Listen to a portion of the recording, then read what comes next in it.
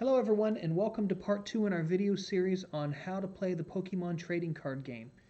My name is Professor Ehrin and today we're going to go over how to read a Pokemon card. So I have this Rilla Boom card and we're going to go from top to bottom and tell you what all these words and symbols mean. Starting in the upper left hand corner, you see this says Stage 2. That means this is a Stage 2 or an evolution Pokemon.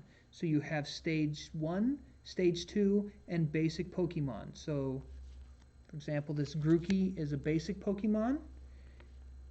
This Thwackey is a Stage 1 Pokemon that evolves from Grookey. And then this Rillaboom is a Stage 2 that evolves from that Thwackey. And underneath that, you see a picture of the Pokemon that it evolves from, and it actually says what Pokemon it evolves from. Next to that, you have the name. This Pokemon's name is Rilla Boom.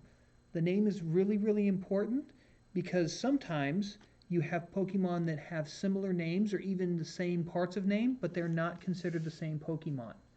For example, this Rilla Boom V is still a Rilla Boom, but it's a Rilla Boom V, so it has a different name and is considered a different Pokemon. This is important because you are only allowed to have 4 of the same card in your deck.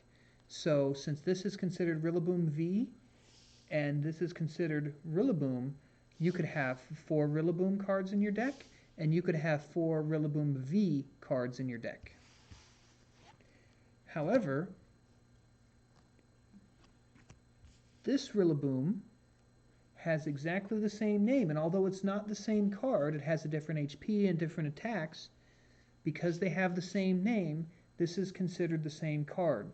So I could only have a total of 4 of these cards. I could have 1 of these and 3 of these, or 2 and 2, but it can be no more than 4 total cards named Rillaboom. That's why the name is very important. Next to the name, you have the HP, or hit points. This Rillaboom has 170, and when those reach 0, your Pokemon is knocked out. And we'll get into how to do that in a later video. Next to that, we have the type. This is a grass type Pokemon. Underneath that, we have a picture of the Pokemon with some information under here. That information isn't relevant to playing the trading card game, but it's really cool information to know, especially if you're collecting these cards. It gives you the Pokedex number, and it gives you some vital information about the Pokemon. For example, this is the drummer Pokemon, his height, his weight, just some really cool information to know. Underneath the picture is the ability. Now, not all Pokemon have abilities, but if they do, it'll be listed here. And on some older Pokemon, it's actually called a Pokepower, and it's listed in green, but it's the same general idea. And we will get into abilities and Pokepowers in a different video. Next up, we have the attacks. And the attack comes in 3 parts. You have the energy cost, the name of the attack, and the damage dealt. So for the energy cost, this hammer-in attack requires 4 energy total. So there's 4 energy symbols. 3 of the energy symbols are grass, so that means 3 energy attached must be grass type. 1 other energy can be any type. It could be a fire energy or a darkness energy. It doesn't matter. As long as you have a total of 4, then you can perform this hammer-in attack, and it will deal 140 damage. Now, some Pokemon, such as this other Rillaboom, have some words written underneath. So, for example, this drumroll attack requires 3 energy, 2 of which are grass. 1 can be anything. It does 90 damage. However, it says this attack also does 10 damage to each of your opponent's benched Pokemon. Don't apply weakness and resistance for benched Pokemon.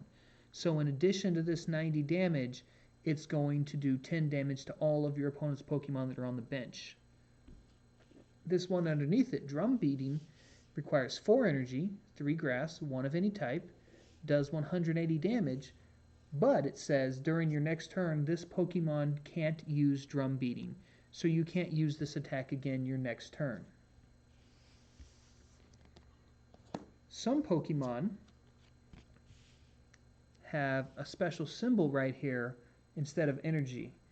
It's just kind of a blurred dot inside of a circle. And what that means is you can do this attack without having any energy attached. So I can perform this limbo attack without attaching any energy at all. Now when you do your attack, so I've got my 4 energy on Rilla Boom, and I want to do my hammer in attack, you want to make sure to give the attack name so your opponent knows, especially if you have more than one attack, which attack you're using and for how much damage. You do not have to discard your energy. Your energy still stays on your Pokemon. So I'll still, after that attack is done, I'll still have 4 energy attached to this Pokemon. So once it's there, it stays there during your attack phase. All right. Underneath that, we have weakness and resistance.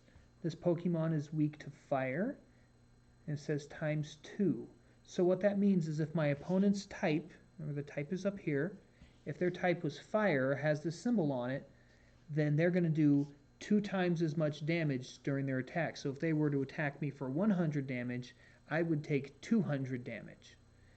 Beside that is resistance. If I had a resistance, it would be listed there in the same style as the weakness. There would be a type that I would be resistant to and how much less damage that I would take from those types of Pokemon. Up next, we have the retreat cost. This is how many energy you have to discard in order to retreat your Pokemon back to the bench. So this one has a retreat cost of 3. So in order to retreat this back to the bench, I would have to discard 3 energy, and then I could pull this back and make another Pokemon my active Pokemon. In the lower left-hand corner is some information that you don't really need to start playing the game, but once you start going to Pokemon League and tournaments, this information here becomes very important. This is the series and the number of your card. So what this says to me is this is Rilla Boom from Sword and Shield, number 14 of 202. And that's really, really important because when you're making out a deck list, that's exactly how you're going to write it. Rilla Boom, Sword and Shield, number 14 of 202. And that way, when a judge or an organizer looks at your deck list, they know exactly which cards you're talking about, so they can make sure that all of your cards are legal and you're allowed to have them. Next to those numbers are what's called a rarity symbol. So this has a star, which means it is rare. This Thwacky has a diamond, that means it's uncommon.